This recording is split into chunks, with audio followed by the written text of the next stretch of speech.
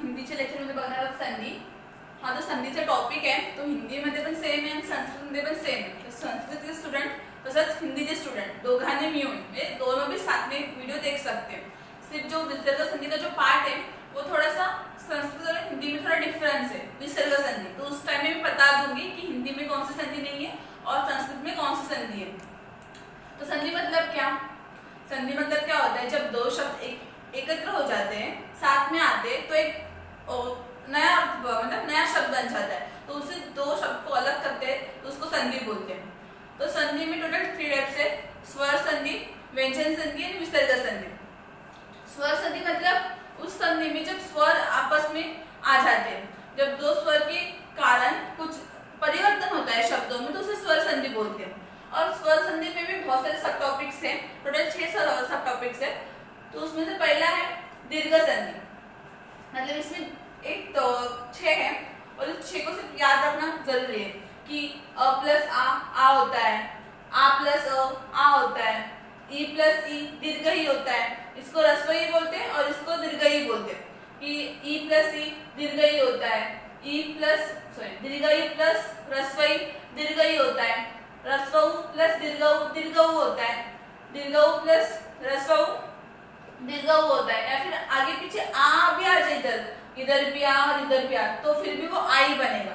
या फिर इधर भी दीर्घ ही आ जाए, इधर भी दीर्घ ही आ जाए, तो वो दीर्घ ही बनेगी. या फिर इधर दीर्घ आ जाए, इधर दीर्घ आ जाए, तो वो दीर्घ ही बनेगा.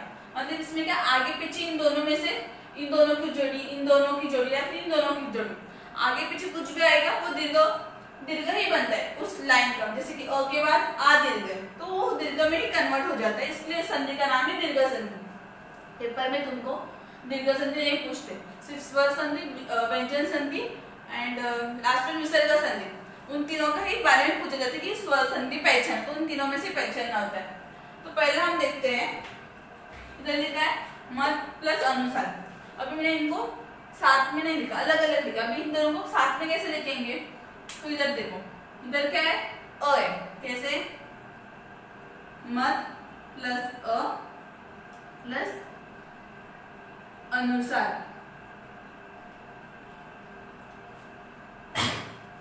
ए मत, फिर ए प्लस अ प्लस अ काय होणार? आ होणार. क्या बनेगा? आ.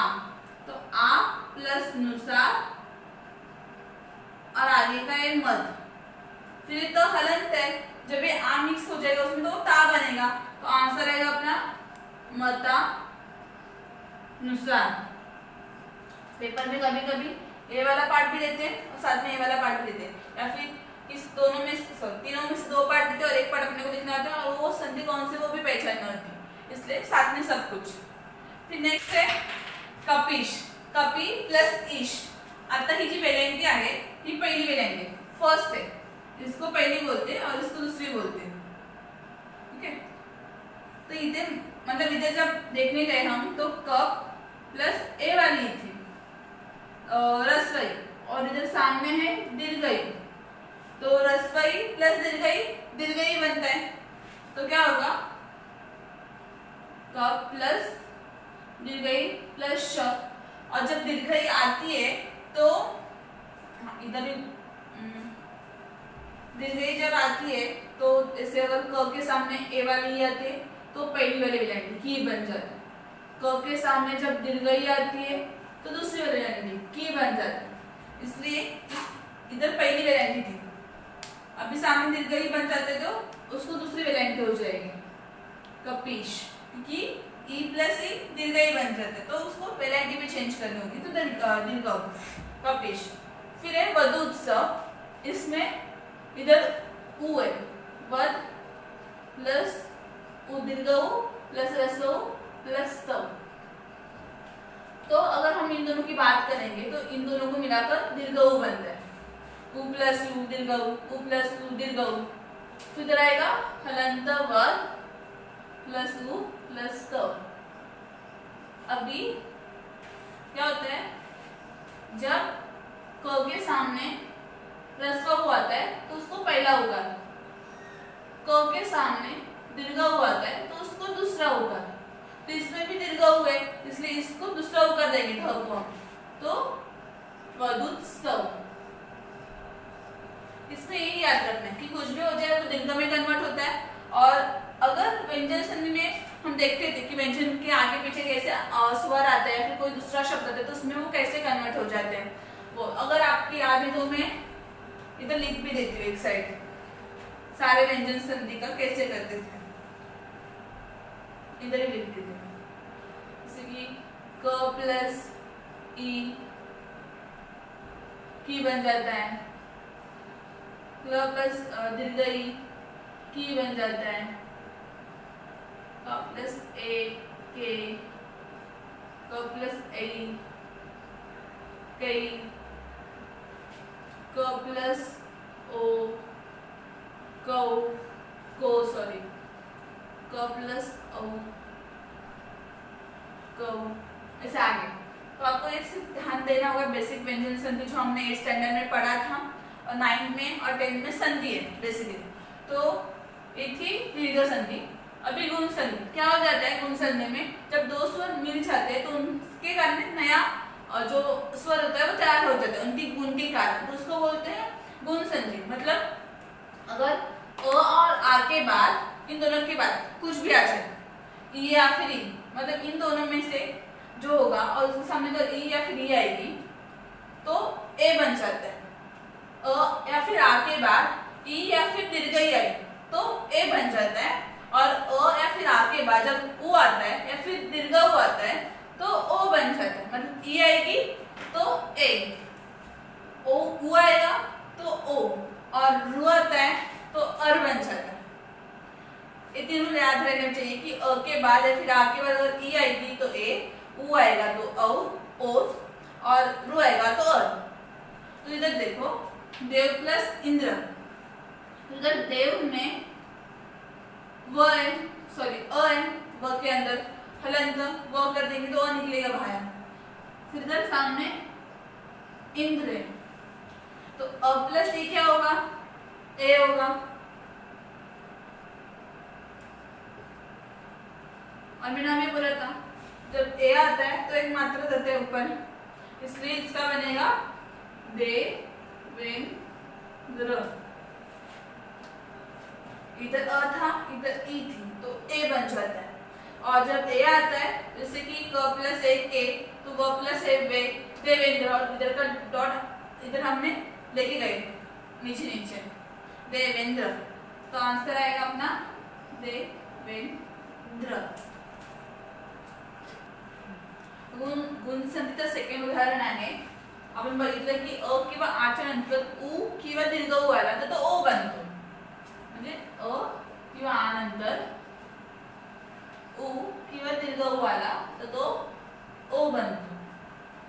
इतर आहे गंगा, मतलब हलंत ग केला तिथे आ आहे आणि इथे उ प्लस द, तर आ प्लस ओ आला तर त्यांचा ओ होतोय दोघांना, त्या दोघांनी त्याच्यात लिहायचं ओ, मग गम प्लस ओ प्लस द, मग ग प्लस ओ गो, गंगो दग, मी आन्सर येणार गम गो दग। आणि संधिभेद करताना तर तुम्हाला समजत नसेल भेद कसं केला पाहिजे, बेसिक तर काही शब्द असतात त्या शब्दांची पण जेव्हा आपल्याला माहिती असते की हा शब्द कसा तयार होतोय, त्यामध्ये मूळ शब्द तरी काय असणार, थोड़ा शब्दांची जाणीव तर शब्द मतलब जो शब्द होते हिंदी या फिर जो संस्कृत में उसको थोड़ा हमको मालूम होना चाहिए कि वो एक्चुअल में शब्द है कौन सी दो। तो कभी कभी क्या हो जाता है उससे भी संधि बनाने में या फिर संधि करने में बहुत इजी हो जाता है। अगर आपको पता है कि उन दोनों में मूल शब्द क्या है, उस संधि में दो जो शब्द उसका मूल शब्द क्या है, अगर वो भी आपको पता होगा तो संधि करने में थोड़ा इजी हो जाता है। फिर नेक्स्ट है महाऋषि, इसका रूल है अगर अ या फिर आ के बाद रू आएगा, सॉरी माय मिस्टेक, रू आएगा तो ये अर बन जाता है। और अगर तुम्हारे ध्यान में या फिर दिमाग में अगर संधि होगी जब रू होता है वो किसी के इसमें मिल नहीं जाता किसी भी व्यंजन में, तब वो ऊपर जाता है, और जब वो किसी भी व्यंजन के बाद होता है तो ऐसे नीचे आता है। बता दूंगी आगे। तो क्या इधर क्या है, मह प्लस आ हलंत, प्लस ऋषि। किसी भी वर्ड के नीचे जो लाइन होती है उसको हलंत बोलते हैं। इधर हाँ हलंत बिकॉज उसमें से हमने आ निकाल दिया, तो इधर है रू प्लस शी, तो आ प्लस रू अर बनेगा, प्लस शी प्लस मह, तो ह प्लस अ पूरा ह बनेगा, हलंत हो तो पूरा बनेगा। अब ये रू बच गया। अभी हमने कभी तो देखा नहीं कि ह के बाजू में ऐसे करते, अगर मतलब जैसे हम प्र के बाजू में करते हैं, प्र का उच्चार होता है तब वो र आधा होता है, हलंत होता है। इधर भी र हलंत है, पर हमने कभी देखा नहीं कि ह के बाजू में से जॉइंट होता है। तो ये र शी में किधर जाएगा, शी के ऊपर जाएगा।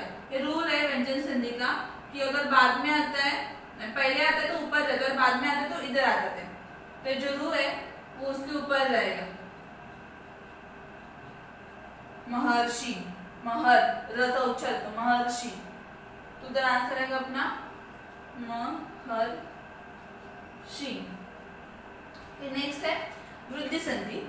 इसमें क्या होता है, दो शब्द की वृद्धि होती है, तो क्या होता है अ या फिर आ के बाद ए या फिर ए आ जाए, ए या फिर ऐ आ जाए तो ऐ बन जाता है, या फिर अ या फिर आ के बाद ओ या फिर औ आ जाए तो औ बन जाता है। मतलब अ के बाद इन दोनों में से कोई भी आ जाए वो उसकी वृद्धि होती है, मतलब उसका जो बड़ा होता है वो इधर आ जाता है, या फिर इन दोनों में से कुछ भी आ जाए तो अ भी आता है। तो हमको ध्यान देना है कि अगर अ के बाद ई आता है तो ए बन जाता है, अ के बाद उ आता है तो ओ बन जाता है, अ के बाद रू आता है तो अर बन जाता है, और अगर अ के बाद ए आएगा तो ऐ बन जाता है, इन दोनों से कोई भी आएगा तो, या फिर अ के बाद जब ओ और अ आता है तो अ बन जाता है। तो अभी हम देखते हैं कि कैसे बनेगा।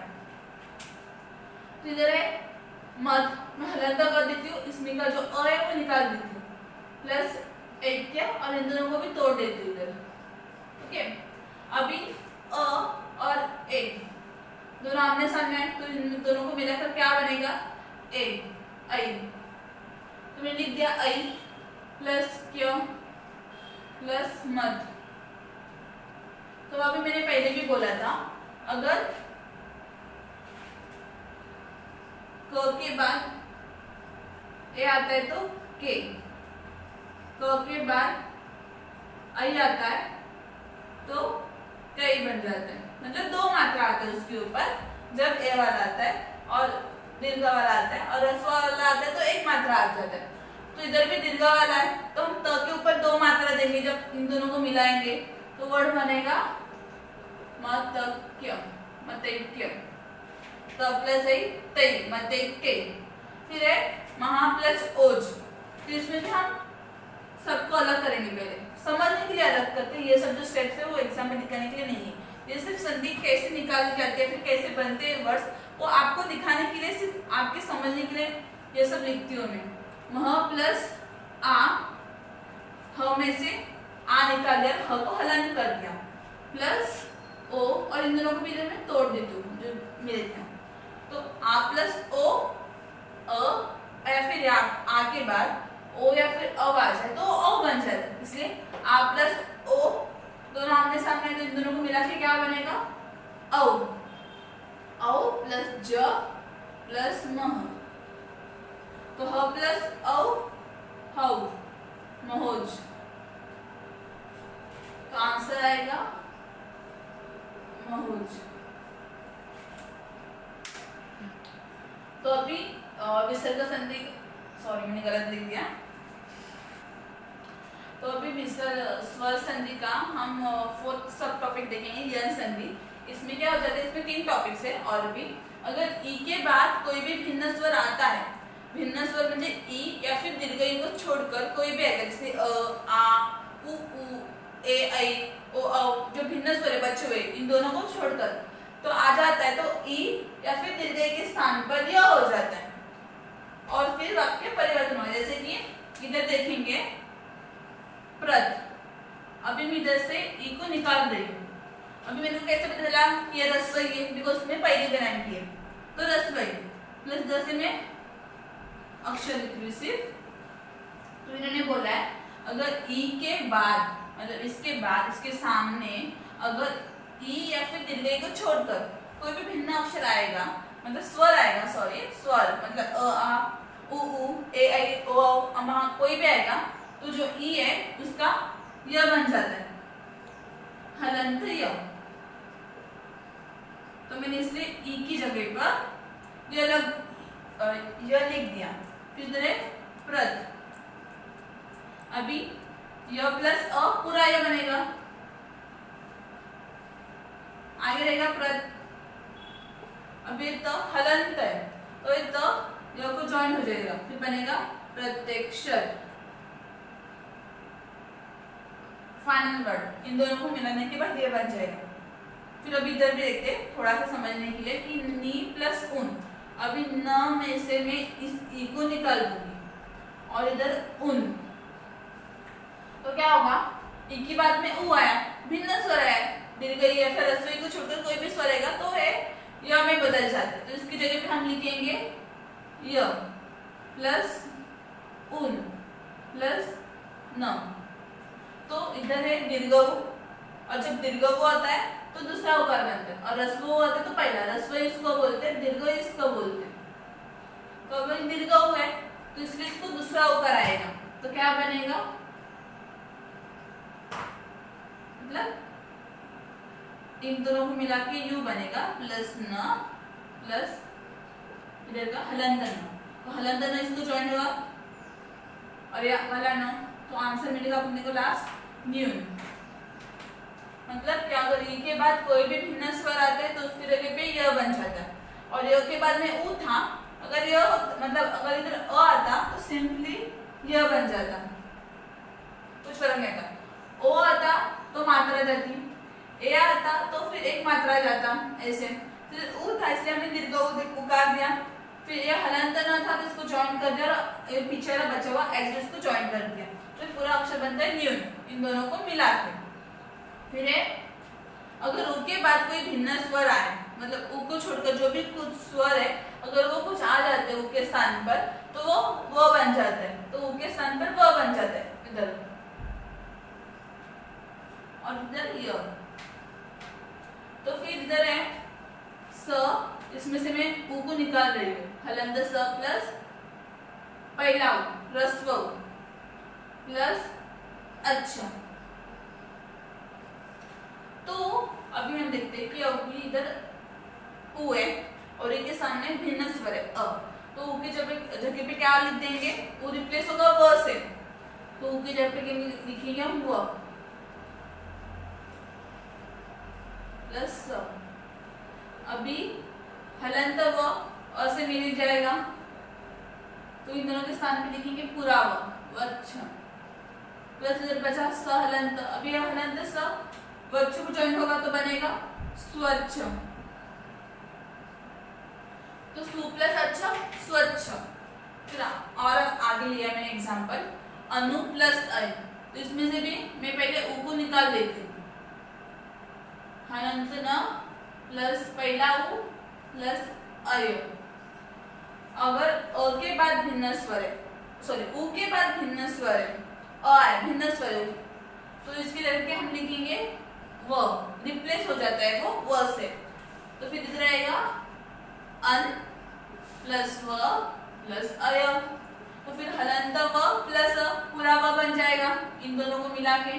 फिर बचा य और आगे बचा अनु अन, सॉरी, तो फिर हलंत न है तो फिर वो को ज्वाइन हो जाएगा अन प्लस व, मतलब यह ना इसको ज्वाइन हो गया इधर और ये बचा रहा इधर और इधर का इधर, जस्ट लिख दिया अन्वय, तो उनका फाइनल आंसर मिल गया अन्वय।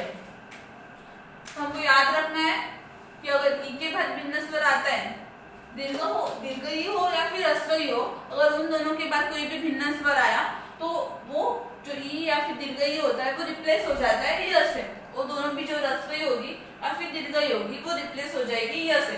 और अगर उ मतलब ह्रस्व उ या फिर दीर्घ उ के बाद कोई भी भिन्न स्वर आता है तो ह्रस्व उ या फिर दीर्घ उ वो दोनों भी रिप्लेस हो जाते हैं व से। व्यंग संधि का जो थर्ड वाला है उसमें है रू, रू के बाद अगर कोई भी भिन्न स्वर आएगा तो रू के स्थान पे र बन जाता है।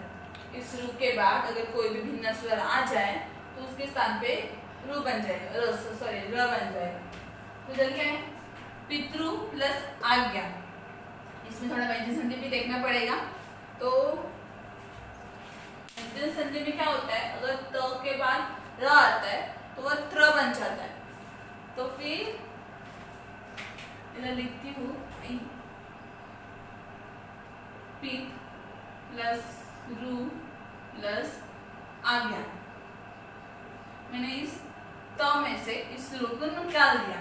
तो अभी क्या करेंगे, रू के बाद अगर कोई भी भिन्न स्वर आया तो रू के स्थान पर मतलब ये रिप्लेस होगा इस र से, र प्लस आज्ञा प्लस त प्लस पी। तो व्यंजन संधि का अगर रूल था कि अगर इधर लिख देती वो रूल कि त प्लस र प्लस आ मिल जाता है तो त्रा बन जाता है, सॉरी अ मिल जाता है तो त्र बन जाता है।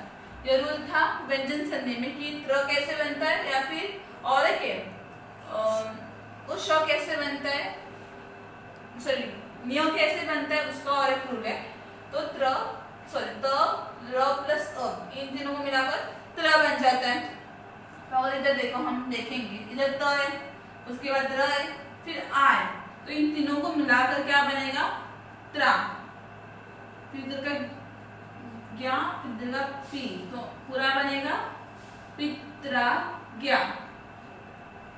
व्यंजन संधि क्लियर होनी चाहिए, सॉरी हाँ व्यंजन संधि जो हमको बेसिक था 8th में, संधि भेद या फिर कुछ तो ऐसा टॉपिक था, तो उसमें हमने पढ़ा था कि त हलंत त प्लस हलंत र प्लस अ त्र बन जाता है। तो इसके इधर भी वही सीक्वेंस आया, इधर त प्लस र प्लस अ आए, हमने त्रा लिखा, पित्रा गया। वैसे ही मातृ का बनेगा माँ, इधर से मैंने रू निकाल दिया प्लस आ प्लस इन दोनों को भी अलग कर दिया। तो अभी रू के बाद भिन्न स्वर आए सामने, रू के सामने आ है, अलग स्वर है, तो रू रिप्लेस होगा र से, र प्लस आ प्लस ज्ञा प्लस त प्लस सॉरी हलंत त, तो हलंत त प्लस र प्लस आ त्रा बनता है, प्लस ज्ञा प्लस माँ।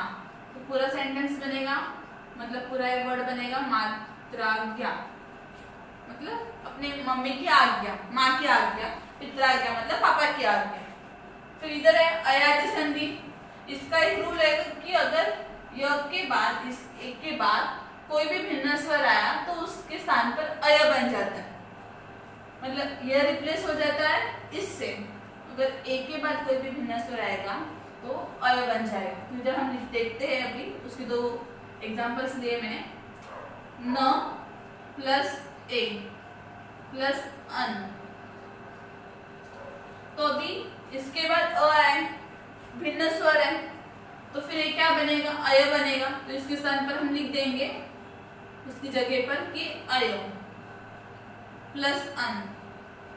अभी बेसिक जो हमने पढ़ा था 8th में, न प्लस अ पूरा न, य प्लस अ पूरा य, और बचा हुआ जो न है वो इधर इन दोनों को मिलाकर ये, इन दोनों को मिलाकर ये, तो न या न, तो पूरा सेंटेंस बनता है, मतलब वो अक्षर बनता है न या न, ने प्लस अ नयन। वैसे उधर है सेम, श प्लस ए, सॉरी एक ही है, प्लस अन, इसको भी मैं अलग कर दूंगी। तो अभी ए के बाद भिन्न स्वर है तो ये रिप्लेस होगा अय से, ओके, और आगे का श, हलंत श, तो श प्लस अ इन दोनों को मिलाकर लिखेंगे श, पूरा श, हलंत य प्लस अ पूरा य, और बचा हुआ न, तीनों को मिलाओ, आंसर आएगा श य न। तो इसको बोलते हैं अयादि संधि। इसमें भी और 3 टॉपिक्स हैं। अगर ए के बाद भिन्न स्वर आया तो उसके स्थान पर अय बन जाता है, ध्यान में रखना रूल्स। तो नेक्स्ट है, अगर ए के बाद कोई भी भिन्न स्वर आएगा तो उसके स्थान पर आय बन जाता है, मतलब यह रिप्लेस हो जाता है इससे। तो अगर हम देखेंगे फर्स्ट एग्जांपल जो लिखा है ग, मैं इसको अलग कर देती हूँ बिकॉज वो मुझे इजी रहता है समझने के लिए कि वर्ड कैसे बनेगा।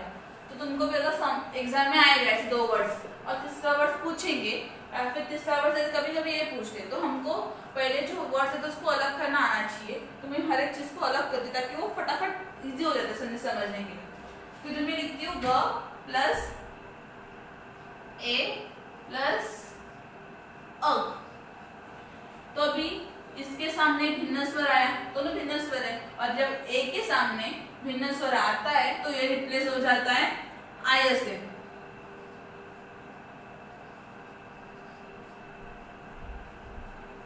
तो हलंत ग प्लस आ बनेगा गा, प्लस ये हलंत य प्लस अ बनेगा पूरा य, और जो बचा हुआ जो सिंपली था सिंगल उसको हम लिखेंगे बाजू में कि गायक।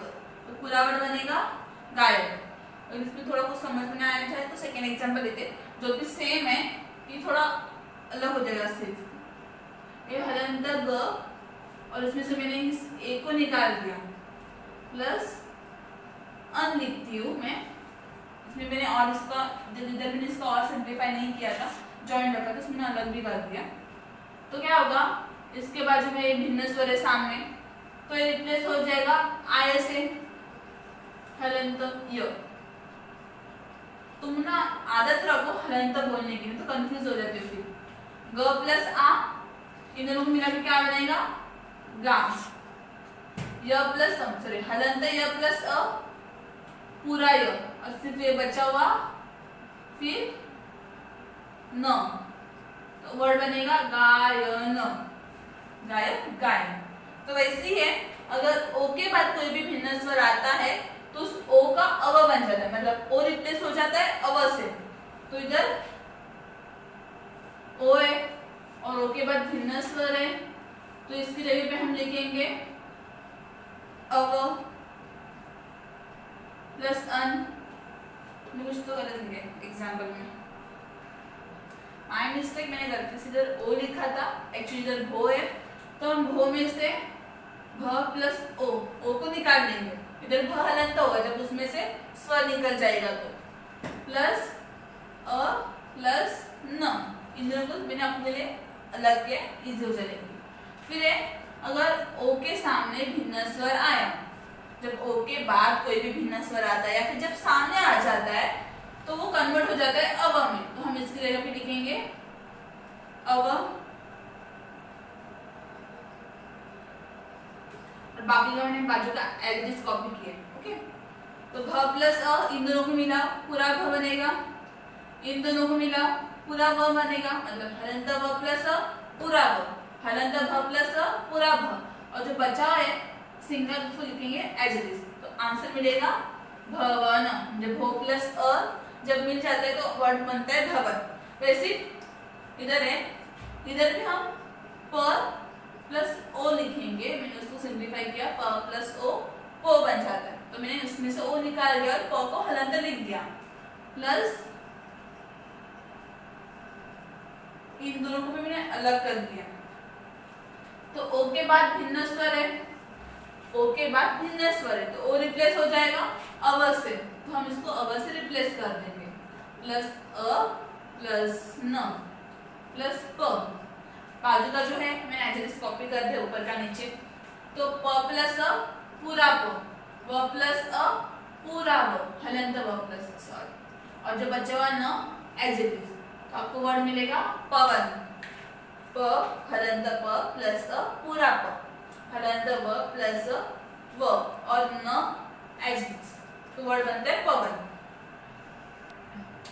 तो अब है कि अव के आगे कोई भी भिन्न स्वर आएगा तो अव रिप्लेस हो जाता है आव से। तो उसके एग्जांपल्स है, इधर प हलंत प प्लस अ, इसको मैंने अलग कर दिया और इस दोनों को भी मैं कर देती हूँ अलग। ओके, तो अगर अव के सामने भिन्न स्वर आता है इधर उसके बाद, तो वो आव में रिप्लेस हो जाता है, तो हम इसकी जगह पे लिखेंगे आव, और बाकी का एज इट इज कॉपी कर देती हूँ पहले। ओके, इधर तक पहुंचे। तो प प्लस आ बनेगा पा, व प्लस अ हलंत व प्लस अ बनेगा पूरा व, और बचा हुआ न, तो वह बनता है पावन, पावन मतलब पवित्र। तो फिर इधर है भ प्लस उ, तो इधर भी हम हलंत भ कर देंगे, उसमें का जो स्वर है अ को निकाल देंगे, और एज इट इज इधर भी वैसे करेंगे, दोनों को अलग कर देती हूँ। फिर इधर है अगर अ के सामने भिन्न स्वर आया, इधर अ आया था भिन्न स्वर, इधर उ आया अलग स्वर आया, तो क्या होगा, एक कन्वर्ट होगा आओ में। बाकी का एज इट इज कॉपी करते पहले। तो अभी इन दोनों को मिलाएंगे, हलंत भ प्लस आ तो बनेगा भा, व प्लस उम। अब ये रस्व उ है, रस्व उ जब आता है तो पहला उकार, मतलब क प्लस उ पहला उकार,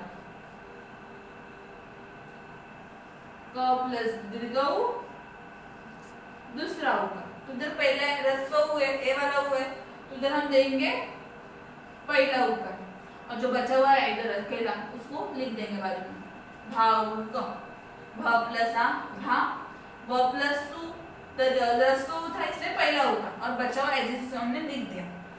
तो स्वर संधि में क्या है, जब दो स्वर मिल जाते हैं, आमने सामने आ जाते हैं, तो उन दो स्वर के कारण जो परिवर्तन होता है उस शब्द में, उसको बोलते हैं स्वर संधि। तो हमने पहले देखा कि दीर्घ संधि थी, वो बहुत इजी थी, चिंदी थी, मतलब अ प्लस आ होता है, आ प्लस आ होता है, या फिर आ प्लस मतलब आगे पीछे कोई भी आ जाए उनमें से, उसमें दीर्घ में ही परिवर्तन होता है, दीर्घई फिर रस्वई दीर्घई, रस्वई प्लस रस्वई दीर्घई, या फिर दीर्घई दीर्घई दीर्घई, वही देखा था। फिर हमने देखा था कि अगर अ या फिर आ के बाद ई आएगा तो ए में कन्वर्ट होगा, मतलब जगह अ या फिर आ के बाद ई आता है प्लस में, तो वो ए में कन्वर्ट हो जाता है। उ आता है तो ओ बन जाता है, रू आता है तो अर बन जाता है, वो हमने देख चुके हैं। और हमने ये भी देखा कि अ या फिर आ के बाद ए आएगा तो उसका दीर्घ हो जाता है, मतलब फिर आ के बाद अगर ए आया या फिर ए आया तो वो दीर्घ में कन्वर्ट हो जाता है, ओ या फिर अब आया तो वो अ में कन्वर्ट हो जाता है। इट इज इजी, जैसे आपको याद रखने किसके सामने क्या आएगा तो किस में कन्वर्ट हो जाता है। ये वाले 5 और ये वाले कि अगर ई के बाद कोई भी भिन्न स्वर आया, ई को छोड़कर दीर्घई और रस्वई को छोड़कर अगर कोई भी सामने आ जाता है तो उन दोनों के स्थान पर, मतलब वो दोनों की जगह पर य हो जाता है, वो दोनों जो भी ई होगी वो रिप्लेस हो जाएगी य के साथ। अगर उ मतलब रस्व उ या फिर दीर्घ उ के बाद कोई भी भिन्न स्वर आ जाता है तो जो दोनों भी है वो रिप्लेस हो जाते हैं व के साथ। अगर रू के बाद में कोई भी भिन्न स्वर आया तो रू रिप्लेस हो जाते हैं र के साथ। अगर ए के बाद में कोई भी भिन्न स्वर आता है तो फिर जो ए वो कन्वर्ट हो जाते हैं अ में, वो रिप्लेस हो जाते हैं, उनकी जगह पे लिखना होता है, उनको साथ में नहीं लिखते, हम उसको निकाल देते हैं पूरी तरह से और उसकी जगह पर नए वर्ड्स ऐड कर देते हैं, शब्द ऐड कर देते हैं। अगर ए के बाद भिन्न स्वर आया तो आई बन जाता है, उसकी जगह पे हम आई लिख देंगे। ओ के बाद भिन्न स्वर आएगा तो अव के बाद भिन्न स्वर आएगा तो अव। मतलब तुम भी अपने बुक में एक साइड में ऐसे लिख दो कि किसके बाद क्या कन्वर्ट, मतलब किसके सामने अगर कोई भी भिन्न स्वर आएगा, इन लोगों के सामने अगर कोई भी भिन्न स्वर आता है तो ये किस में कन्वर्ट होता है, किस में कन्वर्ट होता है। मतलब तुमको जो रूल्स है वो ज्यादा पढ़ने की जरूरत नहीं, ये भी शॉर्टकट तरीका है सिर्फ याद रखने का कि अगर इन लोगों के सामने कोई भी भिन्न स्वर आया तो वो लोग इसमें कन्वर्ट हो जाएंगे। मतलब अगर एग्जाम के टाइम में अगर क्विक रिवीजन करनी है तो हर एक रूल पढ़ने की जरूरत नहीं है, आप पहले जब प्रैक्टिस करोगे तो पढ़ लो, पर एग्जाम के टाइम में क्विक रिवीजन करनी है तो ऐसे लिखने का अच्छा होता है कि समझ में आता है फटाक से कि आप किस में कन्वर्ट होगा, क्या किस में कन्वर्ट होगा, और इजीली प्रैक्टिस हो जाती है, फिर एग्जाम के बाद क्विक हो जाता है। इसलिए तो अभी हमने इस लेक्चर में संधि का सिर्फ एक पार्ट देखा है और पढ़ा कि स्वर संधि क्या होती है और इसमें क्या क्या सब टॉपिक्स है। जो सब टॉपिक्स तुमको एग्जाम में पूछते नहीं है, सिर्फ एग्जाम में उतना ही पूछेंगे कि संधि पहचानो, स्वर है, व्यंजन है या फिर विसर्ग संधि। तो उसमें से हमने एक टॉपिक कर लिया स्वर संधि, 2 बच्चे विसर्ग संधि और व्यंजन संधि। तो अभी सिर्फ इस लेक्चर में हम यही करेंगे और नेक्स्ट लेक्चर में हम कंटिन्यू करेंगे व्यंजन संधि के साथ, बिकॉज वो भी बहुत बड़ा टॉपिक है और समझाना भी पड़ता है, हर एक स्टेप कैसे हो जाता है वो। और जो संधि है स्वर संधि, ये दोनों के लिए भी सेम है, हिंदी में भी सेम है और संस्कृत में भी सेम है। तो दोनों भी बच्चों अच्छे से देख लो और अच्छे से समझ लो। अगर तुमको कोई भी संधि समझ में ना आई है अभी तक स्वर संधि में कि मैंने कैसे उसको कन्वर्ट किया, तो तुम लोग मुझे डाउट पूछ लेना, हम उसको सॉल्व कर देंगे। ओके।